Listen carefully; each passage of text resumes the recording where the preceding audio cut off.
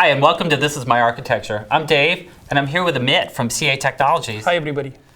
So what's CA do? I know they have a ton of products, right? CA Technologies helps organizations build their products and have a DevOps journey.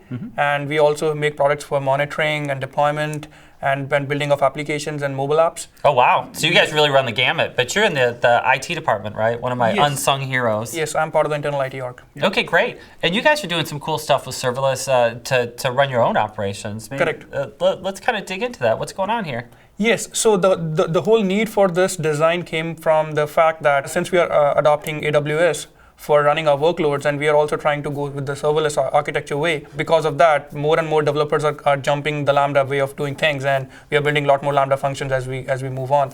So as part of this process, since we have a lot more Lambda functions being deployed in production, the overall process of taking them from dev to QA to production was taking some time from the AWS operations teams. Yeah, so somebody come to your desk and say, hey, can you upload this function for me? But that doesn't scale, does it? Yes.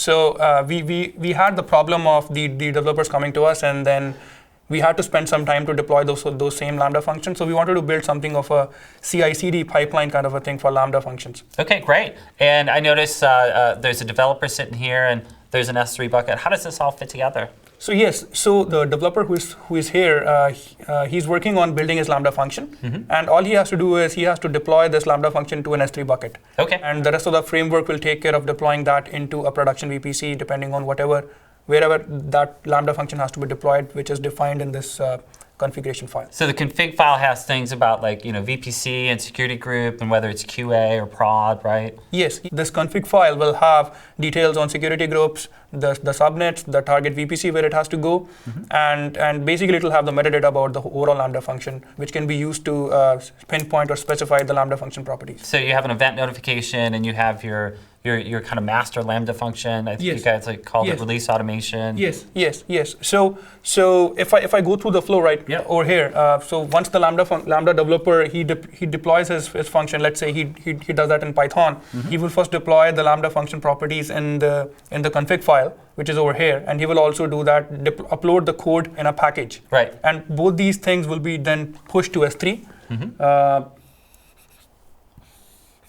As soon as these two packages come to S3, we have an event notification which happens in S3, and as soon as that event gets triggered, this Lambda function, which is a release automation Lambda function, which takes care of the overall deployment process, it's gonna wake up, and it is gonna read this file, see what it has to do, and it's gonna take this package, and it will deploy it in a production VPC, or depending on whatever is defined in this file. Okay, great. And then I notice SNS is up here too. Are you notifying people about what happens? Yes, whatever that Lambda function is doing, we have to notify the developer that whether his deployment was successful or it failed.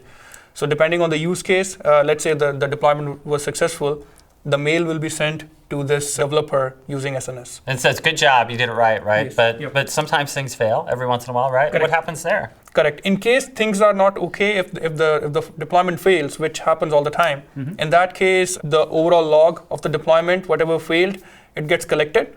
And the same thing will also be sent back to the developer so that he can start working on the next steps. Wow, that's very cool. So what's next for RA?